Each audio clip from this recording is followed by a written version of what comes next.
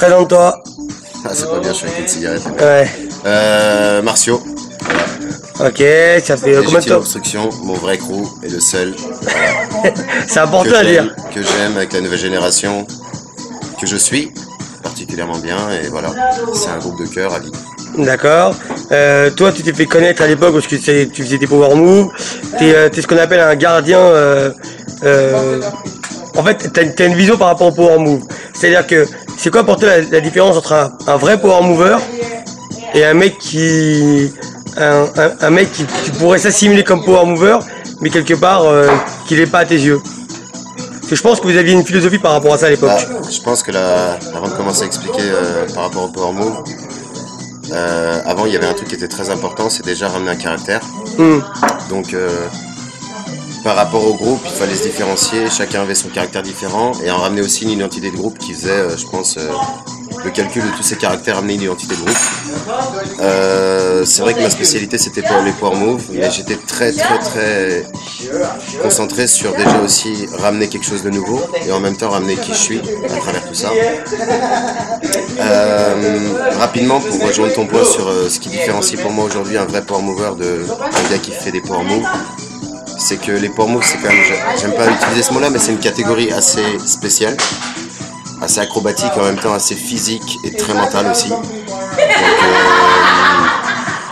ce qui différencie aujourd'hui les vrais, c'est dur de les vrais défauts, mais moi j'ai une manière de voir. Un power mover, c'est quelqu'un qui ramène une vraie identité derrière, et forcément cette identité, elle s'identifie par rapport au mouvement qu'il ramène. Donc des nouveautés, des nouvelles manières de faire, des nouvelles voies. Et c'est vrai que ça s'est perdu. C'est un long sujet, mais le fait que ce soit perdu, je pense que c'est aussi du fait que le break se soit commercialisé dans un certain sens, qui fait qu'aujourd'hui les jeunes commencent et veulent vite arriver sur les grandes scènes, veulent vite arriver à être connus, veulent vite arriver à être respectés, et donc forcément ils s'identifient par rapport aux mouvements qui sont à la mode. Donc ils reproduisent ces mouvements-là, ils les améliorent, ils mettent une petite couleur dessus, et puis ils arrivent, ils droppent le mouvement, et tout le monde aime, parce que c'est des mouvements que tout le monde aime voir. Et malheureusement, je trouve qu'il n'y a pas assez de gens, je dirais, matures, pour leur dire la vérité, parce que souvent c'est des jeunes qui arrivent, et les gens qui arrivent nouveaux en phase, ils n'ont pas plus de 20 ans. Et donc forcément à 20 ans, tu n'as pas forcément l'expérience, ni même la maturité de prendre le recul par rapport à la scène en général, la scène de la danse. Moi j'ai commencé la danse, j'avais 15 ans. Et quand je suis arrivé à un certain niveau, j'avais peut-être 22 ans, à un très bon niveau. À 22 ans, quand tu commences à 15 ans, bah déjà tu es presque en fin de phase d'adolescence. Les nouvelles générations qu'on voit arriver, bah, ils ont grandi, il y en a ils ont commencé à 7 ans, 8 ans, 10 ans. Donc ils ont grandi leur adolescence dans les battles. Et donc forcément ils ont un décalage par rapport au recul du milieu. Donc ils sont complètement dedans, donc ils voient pas forcément. Voilà. D'accord, donc ça veut dire que t'as déjà été, là dernièrement on t'en parlait d'un mec qui s'appelle J1, t'as déjà parlé avec lui? Ouais, j'ai parlé avec lui, qui est quelqu'un de très respectueux. J'ai mon point de vue sur lui, qui est un gros talent, et tout le monde le sait. Maintenant moi je pense, étant un peu en recul par rapport à la scène et par rapport au battle, je trouve que c'est un vrai dommage qu'on ait ramené un talent immense, qui soit ici d'un pays où il a, je dirais pas eu la chance d'avoir justement la structure autour, que ce soit du hip-hop ou alors même de vrais professeurs expérimentés.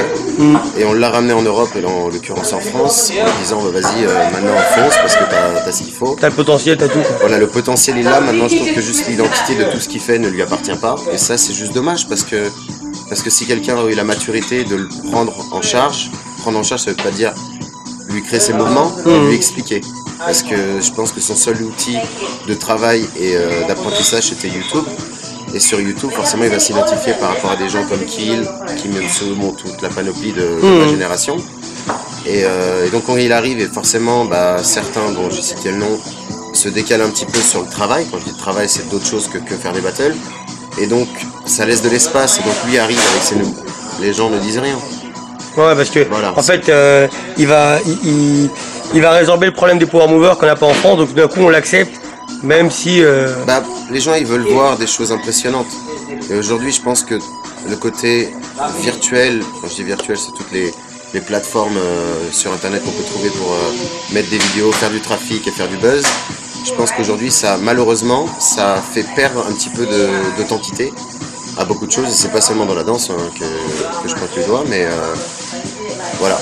Malheureusement, après, je pense que c'est aussi une question de remise en question par rapport aux personnes, parce que fut un moment, quand j'étais dans ma période d'entraînement acharné, j'avais aussi ces outils-là. Mais ces outils-là, ils m'ont permis d'analyser ce qui se fait et ce que je devrais faire. Donc ça m'a permis aussi en même temps de me diriger là où je voulais complètement aller, en regardant ce qui se passe autour. Donc vouloir être différent, c'est aussi savoir le milieu dans lequel on est. Parce qu'on t'a jamais rattaché à un b-boy, toi? Jamais. Jamais. Jamais, jamais, jamais. Et en même temps, c'était quelque part un but inconscient. Je voulais jamais ressembler à personne. J'ai commencé là-dedans, j'avais un petit écart. J'ai commencé à faire des vrilles, mes jambes pliaient. Et j'ai travaillé l'esthétique, la manière, la technique à ma manière. Et je voulais pas que ce soit référencé par rapport à quelqu'un d'autre. Ça a aussi amené à ce que je pousse le truc un peu plus loin.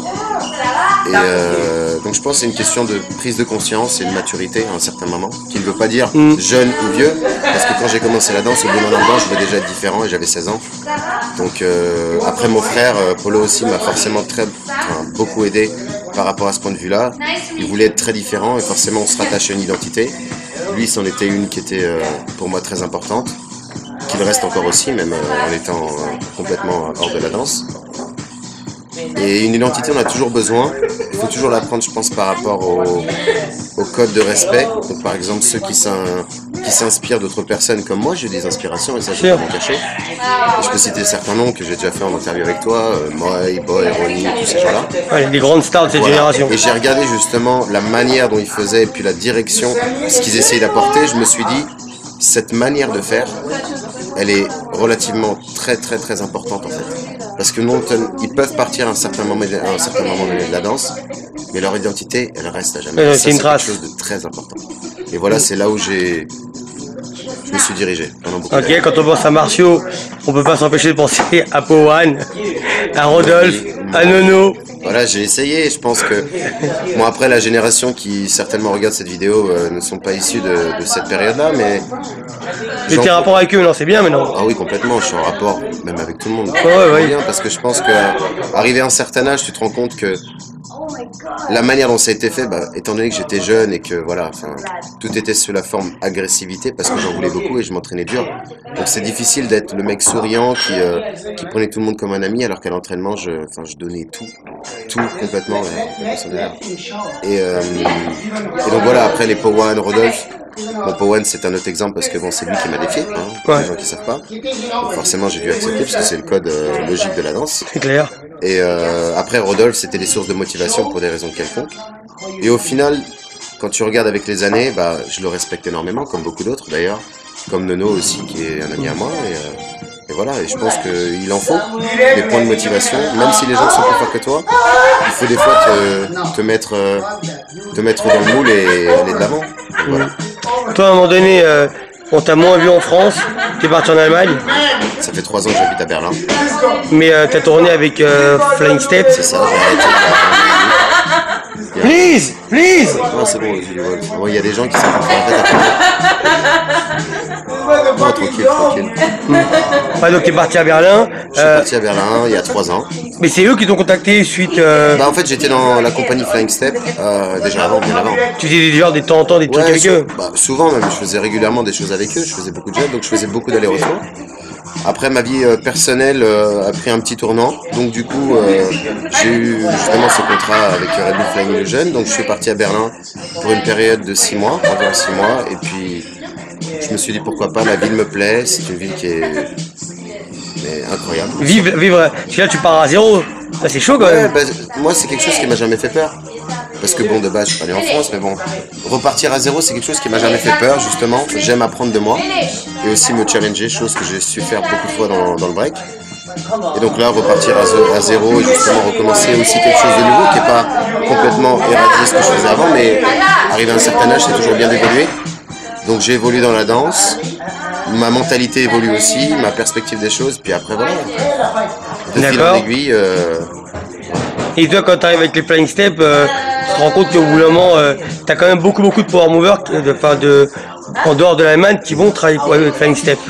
En fait, si tu veux, sans rentrer dans le côté, je dirais, stratégique de Flying Step, Flying Step, c'est quand même un groupe identitaire qui existe, enfin, qui a une grosse identité en Allemagne et dans le monde depuis très longtemps. Ils sont très très forts. Ils étaient déjà relativement parlant à l'époque très très forts dans les shows, dans les chorégraphies, et puis aussi il y a eu quand même certaines personnes qui ont assez marqué le coup dans Flying Step, dont Benny, dont Bartan. Et puis Flying Step ont toujours été des fans, puis les Allemands ont toujours été des vrais fans de phase. Ouais, Power Move, oui. Et donc Flying Step ont développé une structure, un business et une grosse compagnie qui ont fait des grosses scènes. Et sur les grosses scènes, ce qui impressionne le plus, pour les gens qui ne connaissent pas, c'est les phases. Plus à la tête de Flying Step, donc Bartan qui est un amoureux des phases, donc forcément des gens qui sont de l'extérieur et aussi qui ont une identité un peu différente. Voilà, c'est comme un appât ou d'un moment. Et puis c'est peut-être la seule opportunité pour des power movers d'être dans une compagnie. C'est vrai. Là c'est un très bon exemple parce que c'est vrai que pour un power mover, il n'y a pas beaucoup d'issues parce que dans un certain sens on rentre un peu dans le côté athlète, mais on reste quand même des danseurs.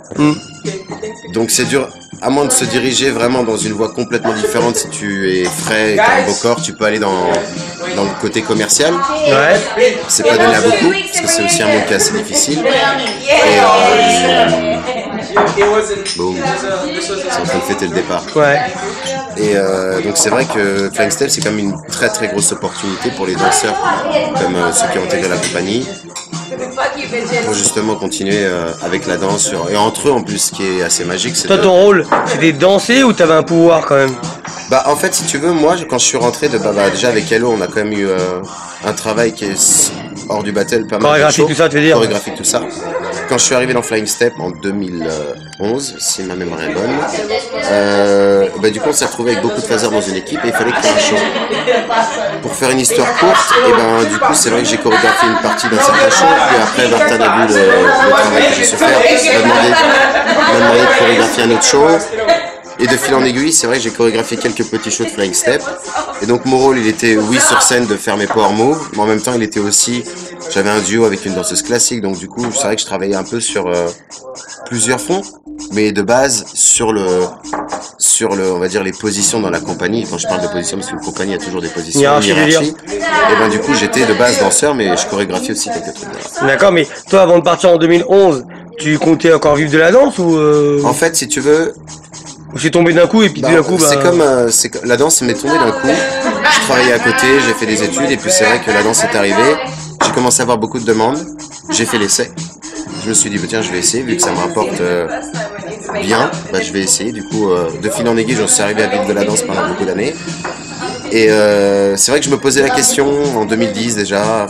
Je faisais quand même pas mal de gros battles, donc Ibe et plein d'autres. Ouais. Et je me posais quand même la question, arrivé à un certain âge, qu'est-ce que j'allais faire au futur, vers où j'allais me diriger pour créer une situation financière qui est pas forcément évident restant dans les battles, du tout. Et donc c'est vrai que je me dirigeais, je cherchais un petit peu à droite à gauche sans trop même m'avancer. Je commençais à me renseigner un petit peu. Et donc la proposition Flying Step a été, je pense, une bonne opportunité à ce moment-là, qui m'a aussi beaucoup appris, que ce soit sur le côté un peu comment une compagnie fonctionne, le management, comment le marketing fonctionne. Et je me suis aussi amélioré dans mon marketing personnel, qui est ma page fan et toutes ces choses-là. J'ai commencé à comprendre comment se promotionner soi-même, quelque chose importante quand on est un danseur ou un artiste, peu importe, parce qu'on n'a pas forcément la chance d'être suivi par des bookers ou des managers qui vont faire le travail pour nous, donc on doit aussi apprendre à se vendre et à gérer ce côté-là. D'accord. Et toi aujourd'hui, quand tu regardes la scène des power moves, est-ce qu'il y a encore des gens qui te fascinent ou... Plus du tout. Non. Malheureusement, j'aimerais. Plus du tout.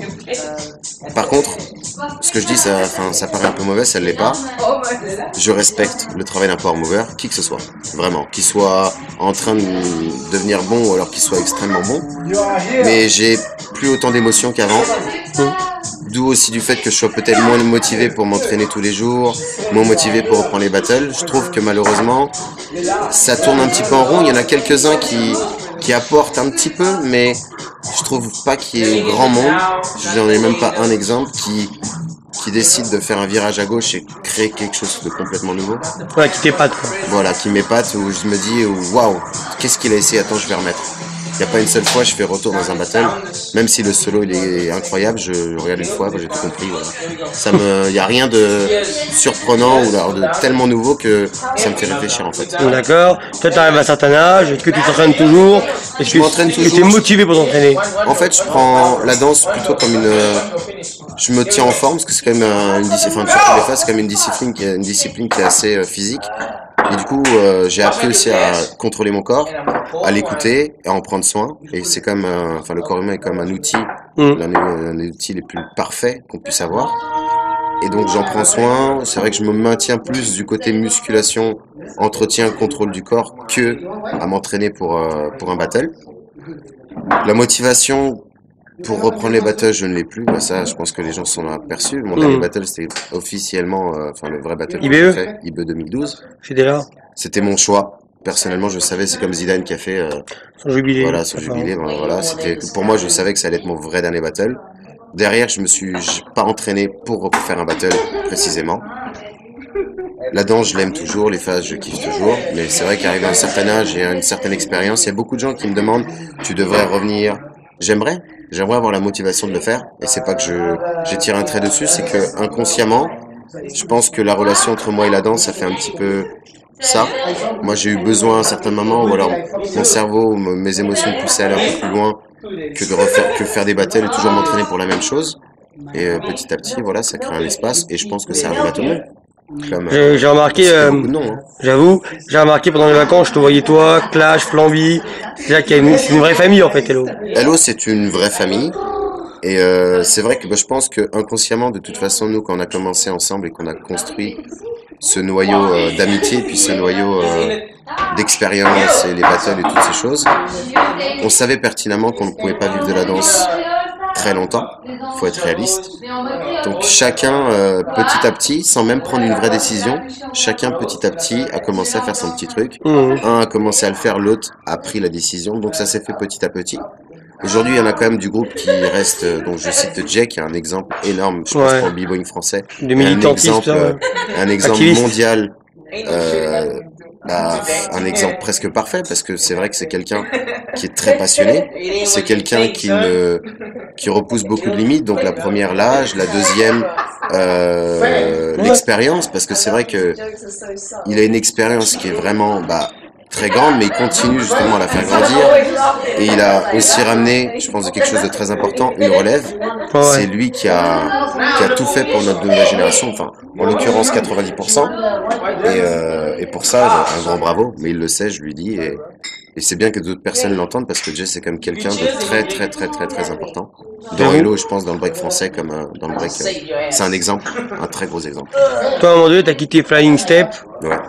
Je fais aussi. Je sais, t'inquiète pas. Donc t'as quitté Flying Step. Pour toi, c'est une bonne chose ou c'était le chemin que tu devais prendre pour les quitter? Est-ce que c'était vraiment le bon moment pour les quitter? En fait, si tu veux, moi je pars du principe personnellement, sans parler de la danse ou de choix, je me réfère toujours à ce que mes émotions me disent. Je me force pas à faire quelque chose quand au bout d'un moment ça devient répétitif et que je vois pas d'évolution. Je me dirige sur autre chose. J'utilise la même manière de faire que j'ai dans la danse, dans autre chose. Le choix de partir de Flying Step, il a été un petit peu... quand j'ai commencé à être dans Flying Step, j'ai pris une nouvelle expérience. Au bout d'un certain moment, je me suis posé la question, est-ce que j'avais besoin de faire ça toute ma vie? Est-ce que c'est quelque chose qui me rendrait heureux? Est-ce que c'est quelque chose qui me permettrait de construire aussi une vie relationnelle, professionnelle stable? Est-ce que c'est quelque chose de très important? Et je pense pas que ce format-là, pour moi personnellement, me convient. Du coup, petit à petit, voilà, je me suis dirigé sur autre chose. Aujourd'hui, c'est la musique, quelque chose qui quelque chose qui me fait vivre comme, du moins qui me fait rêver et puis qui me motive tous les jours, comme le même format que la même émotion que j'avais dans la danse. Parce que moi, je t'ai quand même pas mal observé à la Réunion, et quand tu mixes, c'est pas tu viens, tu mixes 10 minutes, c'est-à-dire que tu peux rester 2, 3, 4 heures, enfin, t'es vraiment mordu, quoi, par le truc. Mais qui t'a appris, qui t'a aidé? Tout seul. Tout seul. Tout seul. Grossièrement, le choix de le faire tout seul. Maintenant, j'ai eu la chance de rencontrer quelqu'un qui est dans la musique très important. avec qui j'ai formé un groupe, avec qui je produis, avec qui je m'entraîne, avec qui je grandis énormément, qui est mon voisin, qui est un gros DJ dans le monde de la house. Je veux dire à Berlin. À Berlin, qui vient de Miami. Et quand il s'est aperçu que j'étais dans le son, du coup, lui m'a structuré.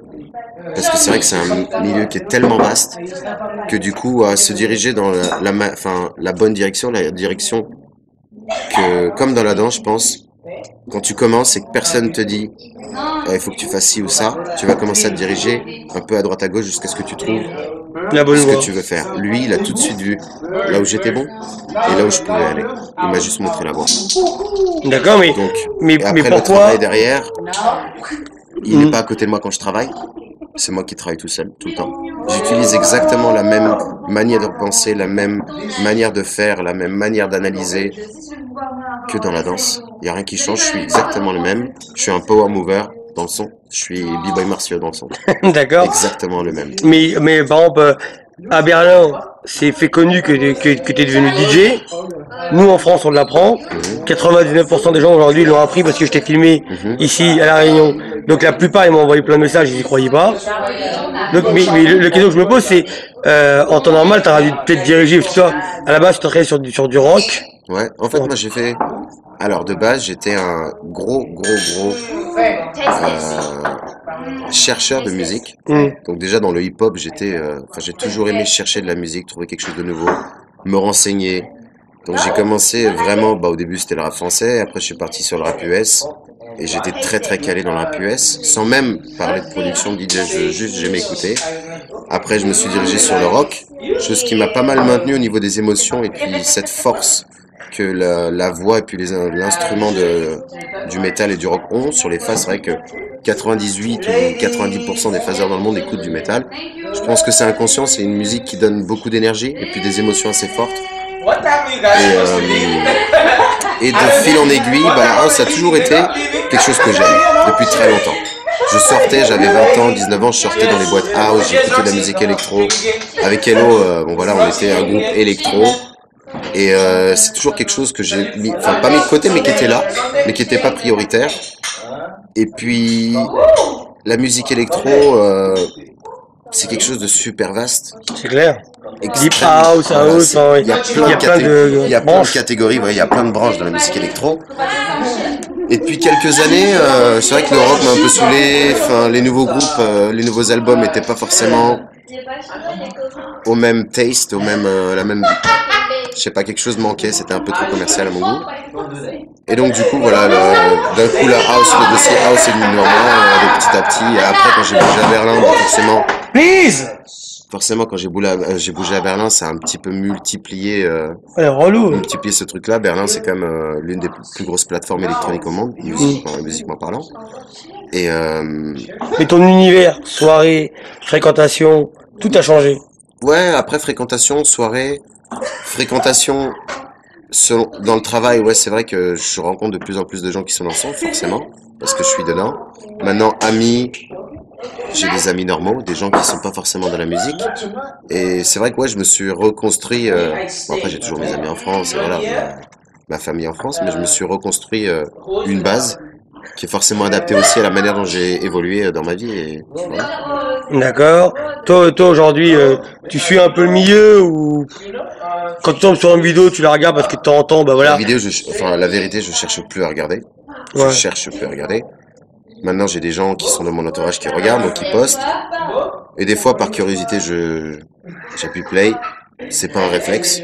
Ça arrive pas toujours. Donc, je suis pas au courant de tous les battles. Je suis pas au courant de qui a gagné quoi. Par contre, j'entends vite vite ça me revient à l'oreille de qui ramène quelque chose, qui a gagné tel battle et a marqué le moment. Ouais. Ça, je le vois très vite. Donc, je suis quand même encore un peu connecté. Je sais qui est bon, je connais quand même les bons nouveaux qui arrivent. Ah, c'est sûr. Parce que du coup, je l'entends. Mais je regarde pas comme avant, par curiosité à savoir qui fait quoi pour m'adapter par rapport à ça. Ah, parce que t'es moins dans la compétition. Complètement, tout le monde le sait, c'est pas vrai. Je suis moins dans les compétitions, je suis encore beaucoup juge et ça me plaît. Ouais, parce que du coup, je pense qu'aujourd'hui, j'arrive à avoir le recul par une communication mature avec les personnes qui sont dans le milieu et un recul propre. Parce que du coup, je pense que je me suis retiré de la bonne manière C'est important ça pour Voilà, toi. pour moi c'est quelque chose de très important. Et puis pour moi, au bon moment, après pour Ouais. les gens ça ne l'est jamais parce que tu as toujours ceux qui pensent et qui te demandent de revenir parce que pour eux tu peux donner plus. Et c'est vrai que je pourrais encore revenir et revenir en haut, je le sais. Maintenant voilà, c'est ce recul-là. Et puis j'aime aujourd'hui essayer de communiquer et donner mon point de vue sans même prendre le micro et expliquer globalement qui je suis, d'où je viens et comment je vois les choses. Ça c'est un speaker qui doit le faire. Voilà, ça c'est pas mon travail. Ouais. Et bon bah après forcément je suis amené à discuter avec beaucoup de gens dans les cercles par rapport à mes décisions de juge qui sont souvent, et je remercie ceux qui participent, respectés, que ce soit un footworker ou autre chose. Hein. Donc, voilà. D'accord. T'as remarqué qu'il y a quand même beaucoup de gens, t'as influencé beaucoup de monde, et des jeunes qui dansent comme toi. Mais Ça, c'est-à-dire que en France, comme à la Réunion là dernièrement, et quand même pas mal, on voit, c'est même pas ils dansent comme toi, c'est qu'ils s'imprègnent de ta personnalité. Mais ça, Tu vois, ça va loin quand même. mais après c'est assez marrant parce que sincèrement ça Yuval, c'est quelque chose qui me surprend en fait, qui me surprend énormément parce que mon physique, ma manière d'être, c'est moi en fait, tu vois. Et c'est vrai qu'en voyant, il y a, j'aime pas dire ça parce que je suis pas quelqu'un qui aime me lancer des fleurs, mais dans tous les pays, il y a un moi quoi. J'en vois énormément, que ce soit un Asiate ou que ce soit un Russe ou alors un Marocain, un Français, un Espagnol, il y a toujours un moi, et même à La Réunion, même partout. Ouais, on a vu ça. Oh, putain. Et en fait, bah après, je pense, moi je le prends vraiment comme un respect, parce que quelque part, malheureusement, bon, j'aimerais bien que ils se trouvent eux-mêmes, Ouais. tu vois. Et quelque part, je peux pas leur dire, parce que je pense que j'ai été un gros exemple pour eux, et c'est quelque chose qu'il faut relativiser dans le sens où j'essaie jamais d'aller vers eux et leur dire, qu'est-ce que tu fais? Parce que c'est pas un bon message. Mhm. Je pense qu'à arriver à un certain moment dans leur carrière de danse, ils s'en apercevront. Et ils s'apercevront aussi qu'ils m'ont croisé et que j'aurais jamais été la personne qui leur dit arrête de faire ça. Mais est-ce que des fois, t'es déjà tombé sur un mec qui a eu le courage de te dire, tu le sais, on le sait, moi et moi on voit tout de suite, mais est-ce qu'il y a un mec qui a déjà osé de venir te voir en disant écoute, t'es mon influence? Ouais. Ou les mecs ils ont honte, ils ont gêné. Non, sincèrement, beaucoup de fois, il y en a énormément qui m'ont dit tu as été mon influence. Par contre, ces gens-là, c'est bizarrement des gens, tu vois qu'il y a une manière de faire, une forme qui me ressemble. Par contre, 90% du reste, eh ben, ça me ressemble pas. Ceux qui me ressemblent vraiment, qui l'identité est presque copier-coller, et ben du coup, eux non, je pense qu'ils sont encore jeunes dans leur réfléchi et dans leur expérience.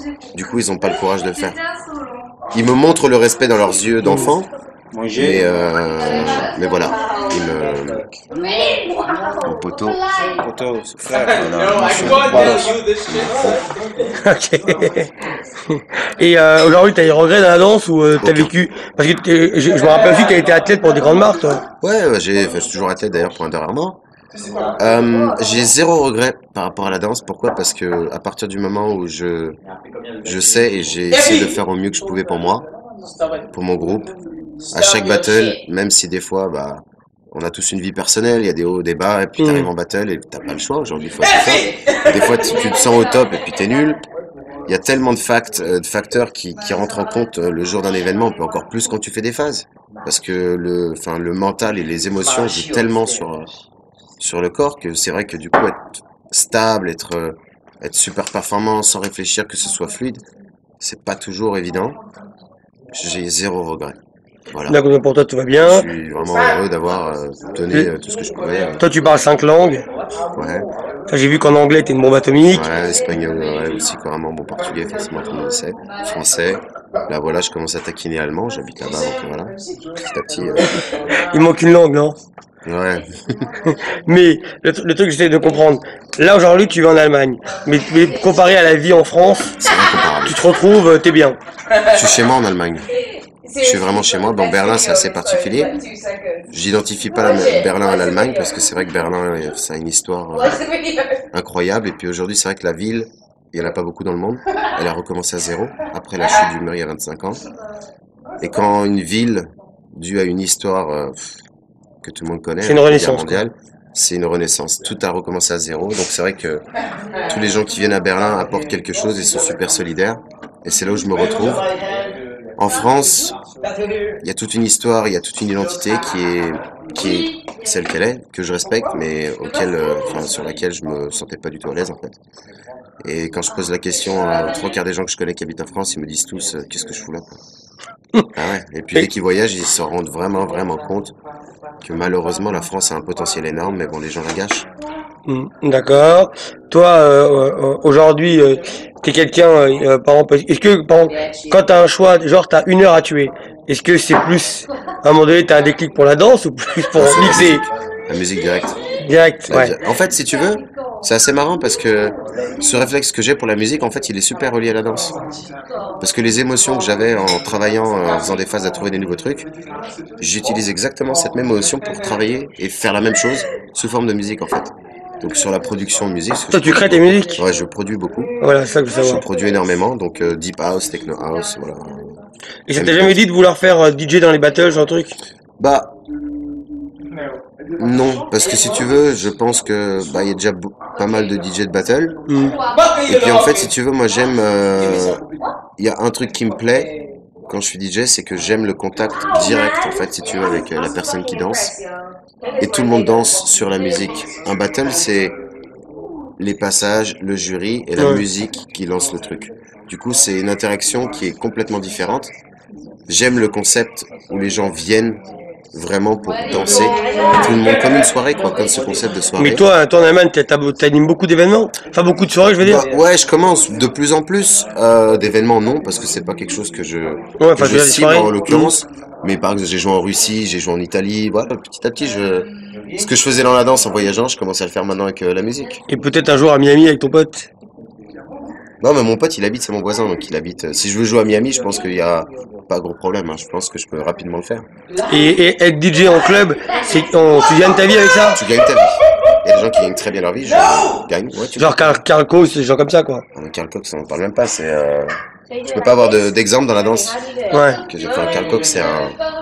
Oui, il gagne beaucoup d'argent.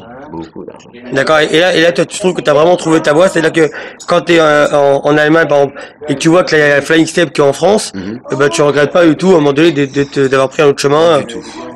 En fait, si tu veux, par rapport à mes choix, je pense que je réfléchis beaucoup avant de les faire et je me réfère toujours à ma première intuition et dès que j'aime quelque chose, je prends le temps de le faire. Au début, la musique, c'est comme la danse, c'était par passion et ça le reste, comme la danse, ça reste une passion. Ça s'est transformé en forme de travail. Quand t'es bon, forcément les gens veulent t'acheter. Le son, c'est pareil. Donc, j'ai pas décidé d'en faire un taf. Je deviens bon et ça, sans que je le cherche, ça vient à moi. Mais ça, c'est des choses que tu as développées au moment où tu étais avec Flying Step, c'est-à-dire Avant, j'ai commencé un petit peu même avant à m'intéresser au son, vraiment. Non, parce que je veux dire que quand tu es dans Flying Step, ça prend du temps, les entraînements, les filages. Donc il a fallu que tu trouves le temps aussi de t'installer, de vivre là-bas, de t'acclimater, de tout. Ouais. Pas Après, évident. c'est vrai que tourner, moi, je vais dire un peu la vérité. Les gens pensent que quand t'es dans Flying Step, t'es complètement buzzy tout le temps. C'est pas vrai. Je pense que Flying Step, ils ont beaucoup de shows, mais une tournée comme Flying Illusion, ils sont bookés sur une certaine période beaucoup. Mais après, ils ont quand même pas mal de temps libre. Donc ils sont, et c'est un message un peu général. Si les gens veulent certainement, allez les prendre, allez leur demander.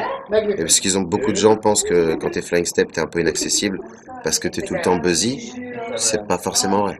On C'est sait. pas forcément vrai.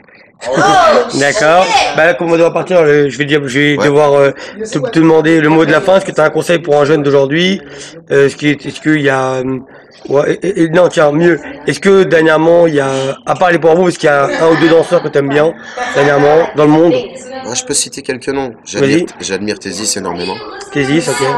Pour se retirer, revenir et battre les meilleurs. Ouais. Grand respect. C'est un bosseur.